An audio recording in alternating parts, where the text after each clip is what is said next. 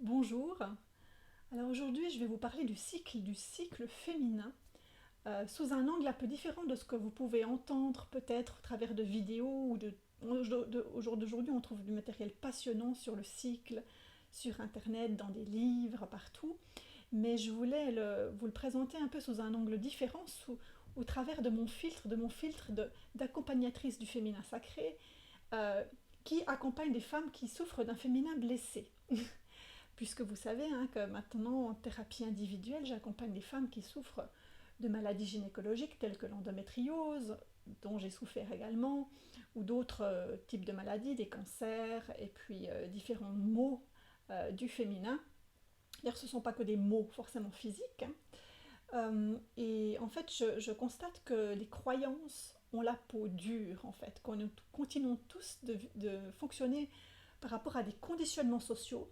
Et nous, les femmes, et j'en parle souvent dans mes vidéos, et je ne suis pas la seule à en parler, mais nous avons vraiment besoin de retrouver notre puissance, d'accéder à nouveau à notre force. Et le cycle féminin, et ce qui se passe dans notre corps, est un vecteur important de cette puissance. Donc c'est à nous, c'est notre responsabilité de déconstruire ce qu'on croit, ce qu'on nous a inculqué et ce qui maintenant vibre au niveau de nos cellules, hein, au niveau de notre inconscient. Alors il y a des idées reçues qui restent très très ancrées encore dans la tête de beaucoup de gens, même si c'est en train de changer peu à peu. Par exemple, d'avoir des douleurs pendant les règles, c'est normal. Non, ça n'est pas normal. Le moment des lunes, le moment d'arrivée du sang, n'est pas censé être un moment de souffrance. Alors, quand on souffre d'endométriose, eh bien souvent c'est un moment de souffrance, mais cela n'est pas normal. Et j'entends parfois même des femmes me dire ça va beaucoup mieux, ça va, bon, je prends encore un comprimé, un anti-inflammatoire. Mais même prendre un anti-inflammatoire, ça n'est pas normal. C'est-à-dire que le cycle n'est pas censé, le saignement, le moment des lunes, n'est pas censé être un moment de souffrance. Aujourd'hui, quand mes lunes arrivent, je parle de la visite de la déesse, et d'ailleurs mon mari rigole quand je lui dis il y a la déesse qui est en train de me rendre visite. C'est-à-dire, je me reconnecte vraiment à la puissance de cette phase du cycle, à cette puissance des lunes. Et les douleurs n'ont pas à être présentes. Euh, le syndrome prémenstruel dont on parle beaucoup, c'est comme s'il était intégré dans nos têtes. Le syndrome prémenstruel, tout le monde en a entendu parler, et c'est comme si c'était normal de souffrir avant ces lunes. Il y a de la souffrance qui est là, que ce soit émotionnelle, psychique, euh, et c'est comme si ça faisait partie en fait de la vie d'une femme. Euh, c'est comme si on avait aussi intégré à d'autres niveaux, par exemple, que la ménopause, c'était un moment de souffrance pour la femme. Hein, que voilà, oh, mon Dieu, la ménopause, quelle horreur, ça va être des bouffées de chaleur, la souffrance. Ça, c'est culturel, c'est une croyance. Et on peut même aller plus loin, hein, si on pense à l'accouchement. Toutes les femmes ont intégré l'idée, ou pratiquement toutes les femmes, que l'accouchement, ça va se faire dans la douleur. Tu enfanteras dans la douleur. Mais ça, c'est une phrase qui a été intégrée. C'est le patriarcat qui nous a fait intégrer plein de croyances. Ce que je veux dire par là, c'est que le féminin, ou en tout cas notre puissance féminine, ce qui est propre à la femme, la puissance féminine de la femme, et je ne dis pas la puissance féminine d'une manière générale, puisque les hommes contiennent du féminin également, la puissance féminine intégrée dans notre corps, ancrée dans notre corps à nous les femmes, est associée à la souffrance. Et ça a été intégré par nous, et qui dit souffrance dit impuissance. Alors attention, qui dit cycle dit changement, transformation. Et nous sommes, nous, les femmes, évidemment très cycliques, donc très changeantes. Et c'est évidemment quelque chose qu'il est nécessaire d'intégrer quand on est dans une démarche de reconnexion à son féminin. Nous ne sommes pas linéaires. Nous ne sommes pas des robots qui pouvons fonctionner tous les jours de la même façon. C'est pour ça que le temps des lunes, par exemple, est un moment qui nécessiterait un temps de repos, de retour à soi. Et d'ailleurs, dans les sociétés traditionnelles, les femmes se réunissent pendant 3 jours au moment de leur saignement dans ce qu'on appelle des tentes rouges. Et elles rêvent, elles saignent ensemble, elles se racontent des histoires, elles peignent. Pendant ce temps, les hommes s'occupent du village, s'occupent des enfants, etc. Dans les sociétés occidentales, on considère qu'une femme doit fonctionner comme un homme, ce qui est évidemment un grand problème. Alors bien entendu, nous sommes cycliques. Et s'ils ne respectent pas les besoins de notre corps pendant les différentes phases du cycle, eh bien, des symptômes peuvent émerger ou en tout cas être augmentés. Mais de souffrir, par exemple, pendant la phase prémenstruelle notamment, personne n'en parle assez peu, mais je le rencontre quotidiennement avec les femmes qui viennent à moi. Mais pour une endométriose, il y a beaucoup de, ou même d'autres femmes, il y a beaucoup de, elles se plaignent beaucoup de syndrome prémenstruel qui se manifeste par exemple par de la colère, par la frustration, par une énorme tristesse, mais parfois presque une déprime intense.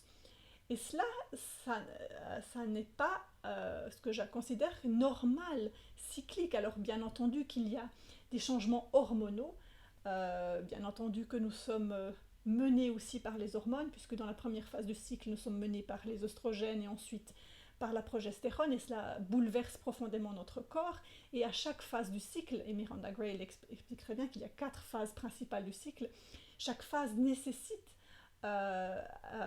disons des actions différentes pour se sentir bien dans son corps de femme.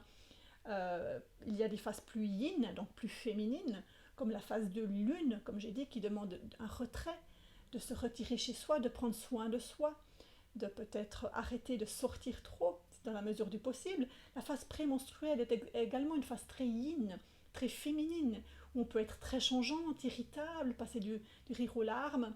Et il y a effectivement une espèce de danse comme ça au moment de la phase prémenstruelle. Et la phase pré-ovulatoire et ovulatoire sont des phases plus yang, donc plus dynamiques, où on a plus d'énergie, on peut plus mettre en place des projets, aller dans le monde. Donc ça, ce sont évidemment c'est quelque chose de très schématique parce que chaque femme est différente, mais globalement, évidemment qu'on vit chacune, chaque mois, cette danse de tous ces moments-là. Mais maintenant, ces souffrances dont beaucoup de femmes parlent sont un moyen d'exprimer quelque chose de beaucoup plus intérieur, de beaucoup plus profond pour notre corps. Et à mon sens, de s'intéresser à son cycle et de commencer à se poser les vraies questions, c'est le moyen de se réapproprier sa puissance de femme, mais également de faire un pas aussi vers cette puissance pour les femmes de la Terre qui, encore aujourd'hui, sont victimes de violences, sont victimes d'abus, sont victimes du silence, etc. Il y a certaines femmes qui ne peuvent pas, de par le monde, reprendre cette puissance dans leurs mains. Donc c'est important qu'on le fasse chacune. Donc la phase des lunes, si elle est si douloureuse, alors j'y travaille évidemment dans un accompagnement thérapeutique lorsque les femmes souffrent d'endométriose, les douleurs de lune sont reliées à plein d'éléments bien sûr. Hein. Alors j'ai tourné déjà plein de vidéos sur les causes profondes de la maladie et je ne vais pas aborder ça directement ici. Mais ce qu'il faut quand même comprendre, c'est que nous avons intégré toutes des croyances au sujet du sang des lunes. Nous avons intégré des croyances qui font qu'on pense que ce sang est sale, que ce sang nous rend impurs. C'est d'ailleurs ce qui nous est dit, hein, où on intègre ce message au niveau culturel dans nos sociétés.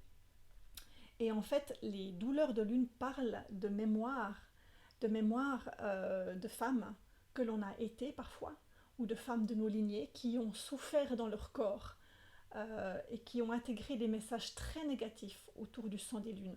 Donc, moi, une des grandes pierres d'achoppement de mon accompagnement, et même des femmes qui ne souffrent pas de troubles du féminin, mais dans mes cercles, dans mes ateliers, c'est d'accompagner les femmes vers une reconquête du sang des lunes, en fait, une reconquête pour qu'elles sentent la puissance de ce sang et qu'elles ne se sentent pas impuissantes, l'impression de subir ce cycle. Et si j'ai l'impression de subir mon sang, c'est que j'ai des mémoires bloquées à ce niveau-là. De la même façon, le syndrome prémenstruel, ces soi-disant syndromes prémenstruels, parlent très souvent de mémoire. Alors, il y a évidemment des changements d'humeur, ça c'est normal, une fatigue, etc. Mais la phase prémenstruelle, c'est une phase de la femme qui est extrêmement puissante. Et si je me sens extrêmement en colère, il y a des femmes qui me disent « mais je ne me contiens plus à ce moment-là de mon cycle.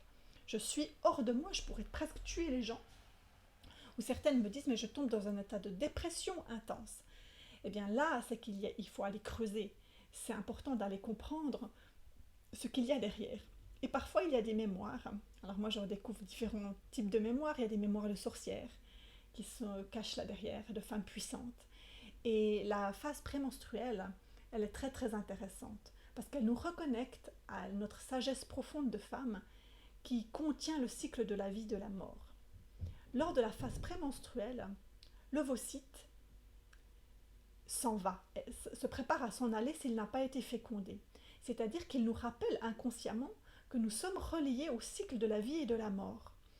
Et ça veut dire que si je n'ai pas été fécondée inconsciemment, et que j'en ai envie, que ce soit consciemment ou inconsciemment, les problématiques autour de la maternité, et vous savez à quel point j'aborde toujours ce sujet de la maternité au sens large du terme quand je parle de la guérison de l'endométriose, si ce sujet de la maternité n'est pas en paix en moi, si y a un désir inconscient de maternité, ou si dans les lignées de femmes, dans mes lignées de femmes, il y a eu des histoires très douloureuses autour de la maternité, eh bien je peux vivre cette phase très difficilement. Cette phase est aussi une phase où on est sexuellement très puissante, nous les femmes.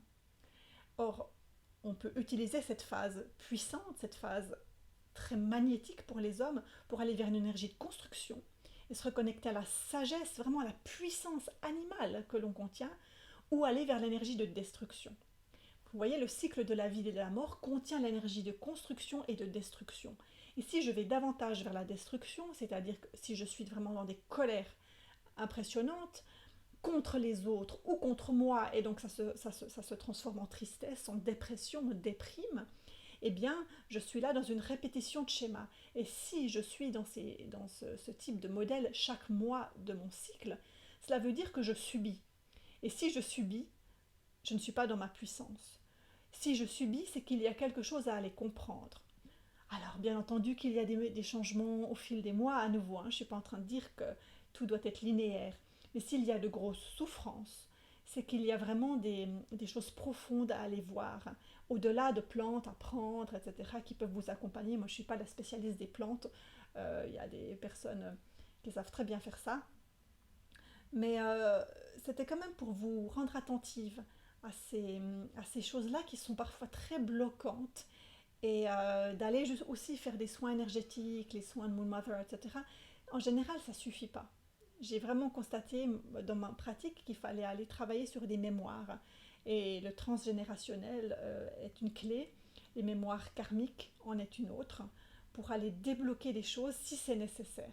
Donc ne subissez pas votre cycle. Apprenez à vous réapproprier le cycle qui vous reconnecte directement à la grande déesse, qui vous reconnecte directement à la puissance de votre féminin. N'acceptez pas l'idée que c'est normal. N'acceptez pas l'idée que même à la ménopause, vous allez devoir souffrir. Vous savez peut-être que dans certaines cultures, les femmes n'ont pas ces soi-disant troubles de la ménopause. Donc, dans quelle mesure est-ce que ce ne sont pas nos croyances, ce qu'on nous a inculqué, qui génèrent les symptômes? Et puis, tu enfanteras dans la douleur. Moi, mon job, c'est de le transformer en tu enfanteras dans la douceur. Parce qu'il se trouve que j'accompagne aussi des femmes dans une démarche de grossesse sacrée ou de préparation à l'accouchement, où nous allons travailler sur un accouchement harmonieux. Et moi-même, j'ai accouché il y a maintenant un certain temps, quelques mois, un peu plus d'1 an de cela. Et j'étais vraiment horrifiée de me rendre compte à quel point ce tu enfanteras dans la douleur est ancré en nous.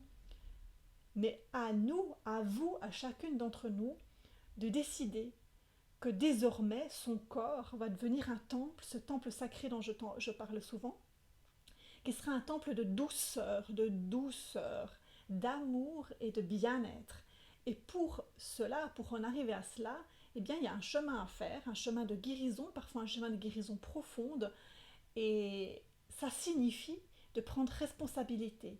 Prendre responsabilité pour mieux connaître son cycle, même si on n'a pas de cycle temporairement parce qu'on est sous pilule. Ça implique de mieux se découvrir, se connaître soi-même et de se réapproprier son corps de diverses façons.